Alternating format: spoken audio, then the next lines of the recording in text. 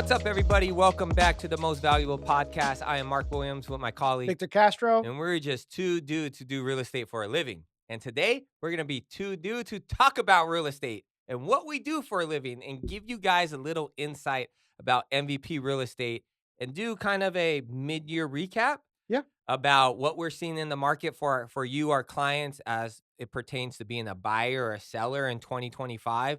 Some of the obstacles and hurdles that our clients have had to navigate in this real estate world. And as well, a little bit of insight about what we've been seeing, our professional opinion, what we're working on for the second half of 2025, and maybe our future projections and outcasts for 2026. And to all of our listeners that are entrepreneurs, that are small business owners, or even working a 9 to 5 and you're trying to take your business to the next level, we're going to share with you some of the things that we're doing to take our business to the next level and to hopefully make the experience working with us a lot better moving forward, right? So always got to take a step back and reassess and adapt. Definitely got to adapt. Or be like the dinosaurs and die. Inside joke, but anyways, so we're gonna get into that, and I want to do something different, Victor. So people aren't just listening to us for an hour talking. Let's give a 30-minute recap. When the alarm goes off, we're gonna stop talking. How about that? Let's try fair enough to me. Let's do that. I mean, we're gonna come to an abrupt start. So we're gonna start right now. We have the timer going on the phone. So let's talk a little bit about 2025. I'll start us off. Quarter one, things that I've noticed that are a little different from the prior year. Quarter one was a lot less active, to put it kindly. Meaning, most real estate deals, when you see agents closing deals in January, those are clients they were working with in quarter four, right? Of last year. Yeah, because a deal on average from pre-approval to close, if it's an accelerated process, 45 to 60 days, right? So if you're getting your keys second week of January, you were already in contract around Christmas. Maybe even February.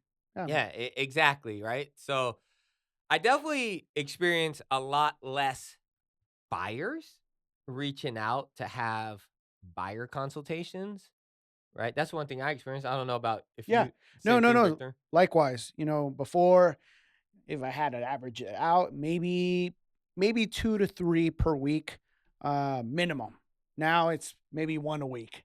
If you average it all out, you might have a week where you get lucky, you get 4 to 5, but for the most part, there is less people reaching out right now.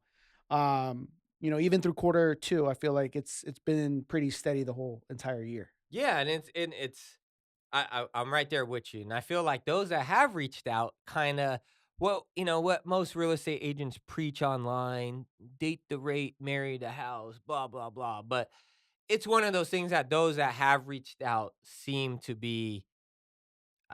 I don't want to say more serious because I think everybody's serious that reaches out, but are in a position to move. Like they kind of see that it is a buyer's market. And when we say buyer's market, it means like the housing prices have actually in some areas have reduced. Now, look, wordplay. When homes go down in price, they're not dropping hundreds of thousands of dollars. You may save like 10 to 15 grand. But over 30 years of financing that 10 to 15 grand, it's a big chunk of money you save in your pocket, right? And there's fewer buyers out there. So those that have moved forward have had kind of the pick of the litter, right? Yeah. The amount of homes that are available to sell. And at the beginning of the year, there was a lot of homes. I feel there was a good amount of homes on the market. And we actually have seen a reduction in inventory because the sellers had maybe some unrealistic expectations or higher They pulled them from the expectations, market. Yeah. and they've pulled them from the market. So, yeah, it's kind of like it's definitely brewing to be a perfect storm for those that are gonna sell once the rates tend to go in the favor. See, here's the thing: when rates go in the favor of the buyer, prices go in favor of the seller. Yeah. That's what people don't talk about. Well, it's yeah, man. No, 100%. Vice versa, right? Yeah. If you're gonna be benefiting on the selling side, Not so much on the buying side because you're gonna have to pay more for that Mhm. replacement home. But if you're gonna maybe feel it on the selling side, then you're gonna feel good about the buying side. So it always it kind of equals out regardless if uh, what you're doing, whether buying or selling. In any sort of market, whether it's a seller's market or a buyer's market, as long as you're doing the both at the same time, you're gonna actually be okay. And there's like and what I've, going back to quarter 1 and we can even tie in quarter 2 is there's still a market depending on this. I wanna say it's very city specific. There's definitely cities out there that have high interest, right? So regardless, maybe they're not getting 20 offers, but I've I know you had clients that were just recently interested in the San Leandro property. Did you see how many offers were on that property? Because I It know another agent that had a client that was interested in that property too. it was well, from what I understand, it was like 40 people that were interested on that home because Yeah, it was priced so low for that market. they got over 20 offers. Yeah. Yeah, so, another one of our mutual, agents, that are friends, um, he had a client that wrote an offer on that, and he got the response that, like, 20 offers were received, and they went Mhm. with, Another offer. another offer or they're countering the offer, so, depending on the city, it can be you might not even be seeing a difference. Right? But they did price that one very strategically to draw interest. But what we're seeing, I'm seeing more of a uh, out here in Contra Costa County, right? Um, I'm noticing in this market a lot more transparent pricing, meaning if it's listed at 700, it's probably gonna sell for 700. Like, you're not seeing, oh, 700, and then there's 8 offers that bumps the price up to, 750, 775. Like, you're starting to see that what prices are listed at, if you came in at list price, if the agent priced it correctly based on the current market in that neighborhood. And let's just say that it dictates a $700,000 price. If our client wanted to buy that home and we wrote an offer for 700, they're not getting a no. They're either getting a yes or a maybe, right? Where in previous markets where the rates are low and there's multiple offers, you come in and asking, like, don't even plan on getting a response. Yeah, or coming in fully contingent, which means you're gonna have every single contingency to protect you. Yeah. You can basically come in like you get all you are in control right now as the buyer. Yeah. I just closed Friday, and my buyer got $15,000 closing cost credit, Mhm. which was more than enough to cover his closing costs. Yep. Um, he got pest service paid by the seller for an Okay. entire year. Nice. It's good to have. Good to have. My client's saving what I think That's like 2 it's grand like for 2 grand, easily. Yeah. right? And then everything that came up on the appraisal report was fixed by the seller as well. Nice. So that So they're ever to do their full inspections, any any item that was on there that popped up, and it could be something simple as, uh the squeaky door or something, right? I don't know. But like something that popped up, they got it fixed. yeah. 15 grand. So basically their whole closing costs. And this is a client I remember, I think they had too much credit. Yes, that's the one. Like they had too much credit. Let me rephrase that. They had too much credit. And then on top of that, got a pest service. Yes. So Oh, what did they come out of pocket to buy this house? hey, and I'll say Yeah. that in a minute, but they're buying like 50,000 below what homes should be selling for In that in that neighborhood. neighborhood. A home that is in pretty good shape is probably gonna sell for $700,000. They're buying it at 650. Yeah. So they're gonna have a little bit of room for some sweat equity. Yes. And to answer the question, how much are they coming down? 3.5% FHA, which is about So a little over 20 22,000 you can't bucks. even buy a Honda Civic, and you Nope. know this Yeah, firsthand, for exactly. 22 grand. Yeah. Like, 22 grand. I mean, it's a lot of money, but at the end of the day, it's 22 grand. Like, like You need I money to see buy people. a home. Like, I mean, the cell phone you're watching this YouTube on or listening to it was $1,000. This cost them 22 iPhones. Like if you put yeah, things in perspective, yeah, right. yeah, it's crazy, dude. And and obviously they're comfortable with the payment. Um, got into a neighborhood that you said that normally sells in the sevens. They could actually buy a $700,000 home, Yeah, but they budget it for 650 because 650. that's where their monthly payment made sense for them and Hmm. made them comfortable. And now they're going to be in a position when the market shifts, which it will, because markets always shift. It's kind of like a cycle, and we're towards the end of one cycle and about to start the next. That they're instantly going to get that bump in equity, and whatever fixes they do, not only is that money there plus some, and they'll be able to take advantage of the rate. And if they're in a position to refinance, they'll be able to lower that monthly payment. Yeah, that's the So plan. it is a buyer's market. I keep seeing these posts that say, "Oh, it's shifting towards a buyer's market." It's been a buyer's market for about a year and a half It really since has. last year. I mean, the only reason why I think reports and stuff like that came out on social media, it's because of the inventory situation. But they're talking about national inventory. Yeah. So This like is Nebraska. this is the Bay Area. Yeah. It whole different ballgame. So let's talk about a little bit of, first half of the year recap when it comes to sellers. Okay, so if you're a seller listening to this, you may be like, "Damn, dude, Mark and Victor are just totally throwing me off to selling my home." No. We've done sales this year as well. Actually, majority of the business this year has been selling people's homes. Yeah, And in all honesty, our sellers have got exactly what we told them they were going to get. or more.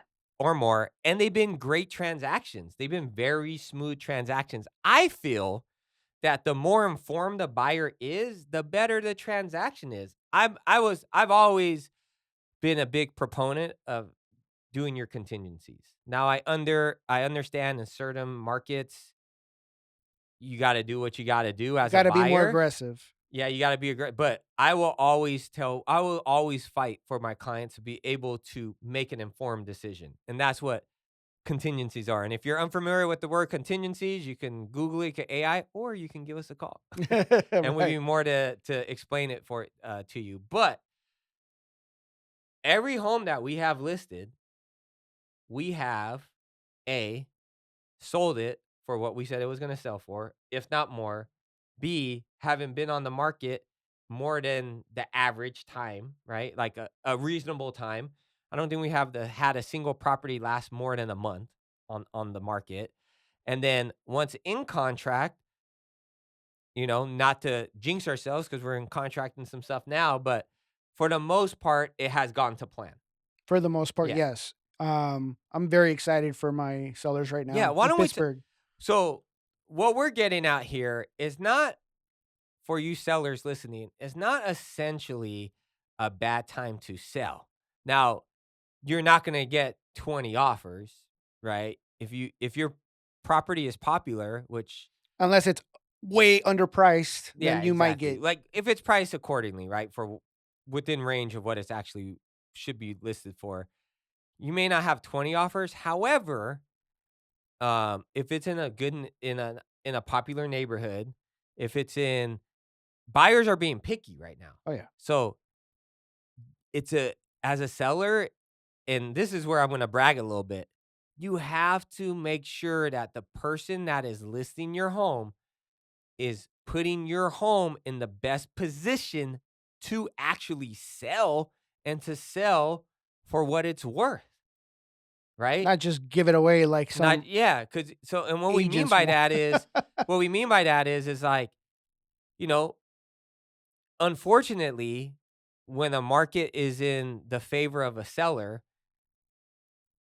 you're gonna have agents understand that they can have less overhead on listing the property, and it's still gonna sell for above asking. Regardless, it'll sell Regardless, it's gonna sell. in a seller's There's market. in a seller's market, there's gonna be enough buyer pool where someone's not gonna really care that the house is staged or it's it's not painted and it needs some yard work Or and flooring or or flooring and it was cell phone pictures. Now, you know, we all have our gripes about that. I don't think you got to be careful of who you're hiring just because they're saving you money on the front end in any market, that type of marketing. Like think about it. Think about to yourself as a consumer. Everyone on planet Earth is a consumer, right? Now, you see a commercial or like let's use cars for example. Is Honda using their iPhone and taking cell phone pictures and posting that on TV or in magazines? No, they hire professional photographers. They or hire model homes yeah, too. Model yeah, homes, they're not gonna post a cell phone picture. yeah. You have the damn companies that build houses. Like, the model homes are they're more than staged. They're like they're fully, like, interior design. They have features you can't even buy. They have like accent walls, different paints, different light fixtures, appliances, like stuff that the builder doesn't even offer. But this is how they're demonstrating the potential of their home, right? And then to your point, professional videos, pictures, good marketing, right? So I digress. But in this market, the homes that are sitting, I wanted yours is a prime example. I got an example too, are the ones that those discount agents, quote unquote, aren't really getting the bites they used to. No, but it's funny that you mentioned discount because how much of a discount is it really Yeah, when maybe an agent's charging you 1% less, half a percent less just to beat out the competing agent for your business.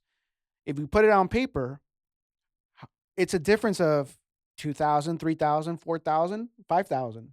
$1 million home is a $10,000 Right, difference. but for the most part, like, Yeah, it's not a it's not a huge compared to what you're actually gonna pocket, yes, right?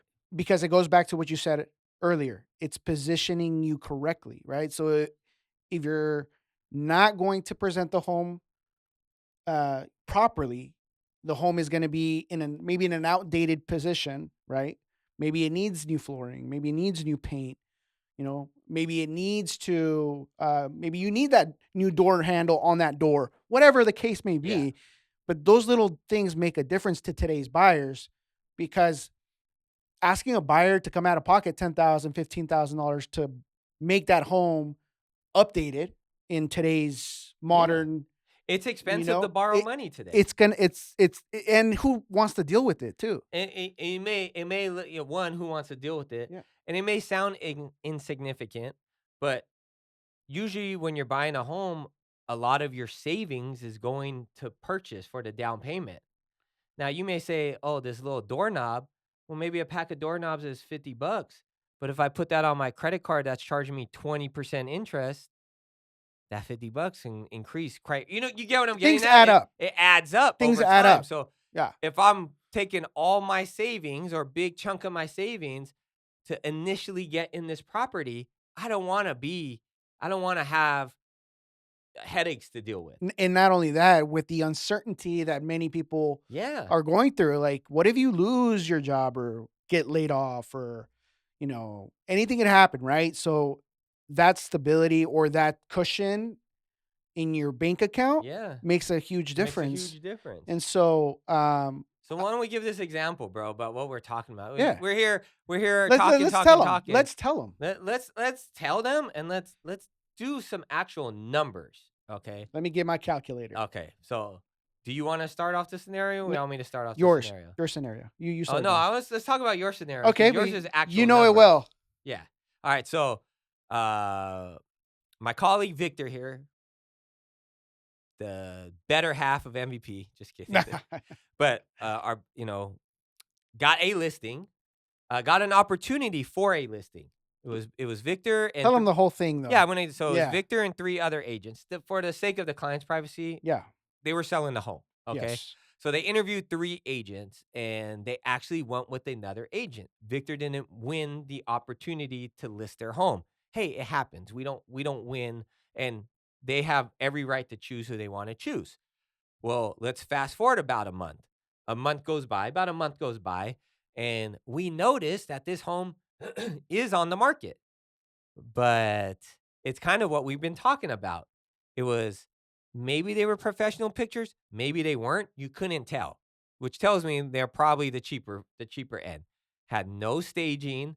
The home, although built in the early 2000s, and although someone's home that they were living in, it was nice home, but it needed some updating. It was tailored to their taste as the homeowner. You got to remember when you're selling something, you need it to appeal to everybody, not to just one person. Okay. As homeowners, we buy furniture that we like, That is that's comfortable comfortable for or us. yeah, exactly. Yeah. Right. So that's why we come in and we do staging. It's not that we don't like your furniture. I'm sure it's the most comfortable couch, but that couch might be 2 times too big for that space. And when you're trying to sell a property, you're trying to show the flow and functionality of a home. Okay.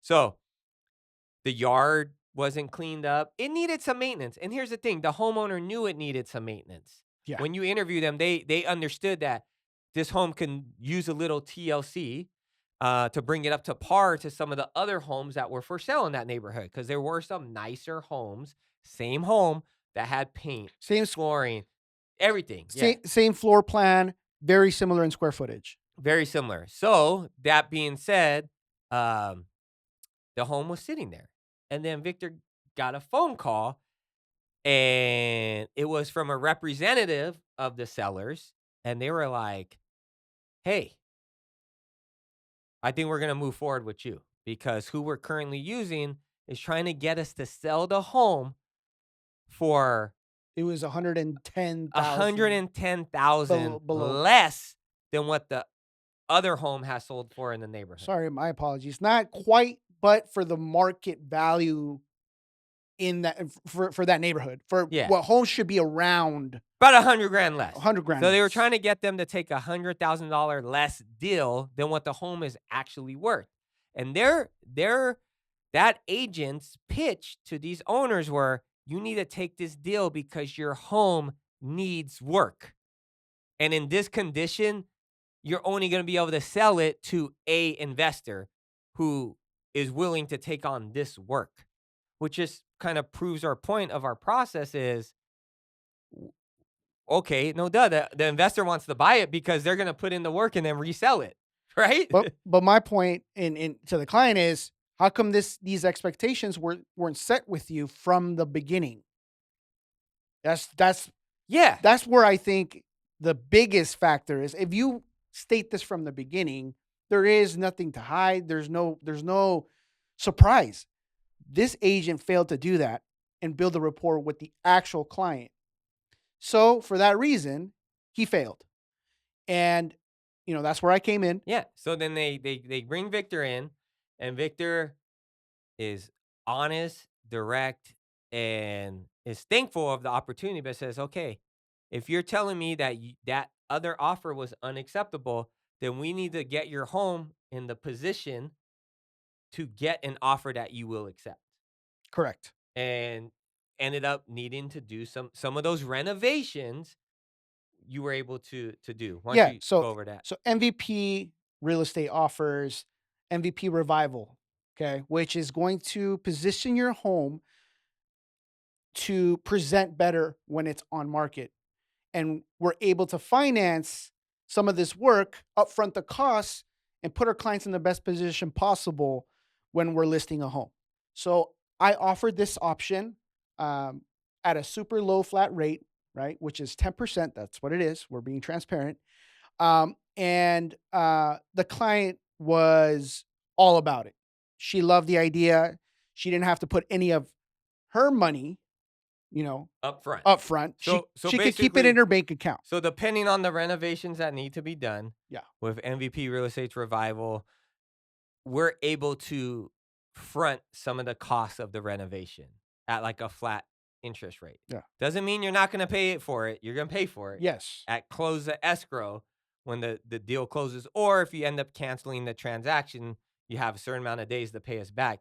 But like we had mentioned, if you don't have the capital to get your home ready up to a certain amount, we can assist with that. correct. So we immediately started signed the contract, started the renovation It process. was like 2 weeks, bro. In 2 weeks, I had the home looking like a completely different home.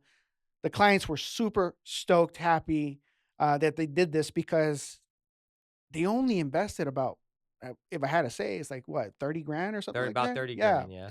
And thanks to that process, besides of everything else that we And the do, marketing. and I will, because we pay for inspections and all Mhm. everything. Um, you know, we were able to find a buyer in today's market at almost asking price. Which, at the end of the day, compared to so let's compare apples to apples. The previous offer, I'm just gonna say numbers. The previous offer was 640, Yes, and you're in contract for 725. 725. So that's a $85,000 difference. Okay. Granted, they're 30 grand of renovations. So 85 minus 30 is 55,000. So that's a $55,000 difference. Okay. And the other agent was doing it at a discount, which we found out was only a 0.5% less, which is, call it 4 grand. Yeah, So 4 grand makes you 640. saving 4 grand would have made them 640. Yeah, Spending the extra 4 grand made them $51,000 more. yeah, exactly. So, is it a discount? In this case, absolutely not. 51,000 is hella money, bro. Like it's hella money. I don't care how rich you are. You ask anybody listening to this. Would you spend the 4 grand more to make $51,000 more? If you said no, then just turn the podcast off. Yeah, right. No, like it's just obviously most of you are gonna agree. It makes sense, right? So that's just one example, a huge win. Which I'm gonna be prepping a video when this all said and done because I wanna spread the word, yeah, the advice. Like you cannot cut any corners when you're selling a home, especially in today's market. Yeah, and it's setting the expectation for the Yes, clients too, and I correct. think that will translate when the market shifts. If you keep that same mind frame as a seller and you hire the right people that are gonna make your property stand out, when the market shifts where it goes in the seller's favor, you're gonna be setting the bar for the market in that neighborhood. You're gonna be getting the top offers. You're gonna be have the most offers, so on and so forth. And then you as a buyer buying a property that has gone through thoroughly and had inspections done, things corrected, some light renovations. You're gonna feel a little bit more comfortable moving into that home, knowing that things are in order for you to live there without really having to do much besides your normal wear and tear items. So that just goes to show you, man, like things still sell. Doing the process the right way still works in this market. Now let's jump into a little bit. We're running out. I said I'm going to do a hard stop, Yeah. so we'll go into our projections for the rest of the year. I think this year, rest of the year is going to be everyone's just going to be on the fence. You're going to have some people that jump. You're going to have some people that stay. Right. I think the people that jump are going to be very thankful that they did. And I think the people that stayed are gonna kind of panic and get into the market early into 2026. Because I feel, based on the inside knowledge that I get from lending and other institutions and kind of being this in a while, we're gonna see a very accelerated drop in rates that are gonna benefit buyers, and you're gonna see more and more people jump back into the market in 2026. That also means benefit for sellers. Yeah. Yeah, it's gonna be higher prices. It's gonna Yeah. cost you more. But You'll borrow the money's gonna cost you less to borrow, but you're gonna have to borrow more money to make the same purchase that you will today. If that makes sense. yeah, it Yeah. makes sense. Okay, cool. So what we're doing in 2026 for MVP real estate, well, we're setting ourselves up to one, we're on pace to have a pretty solid year. So continue what we're doing for this year. Two, when everyone's running from the market, and even in any industry, when times get tough, people tend to spend less, cut overhead. We actually increased our overhead. We're putting more and more money back into our business because we're trying to get ahead.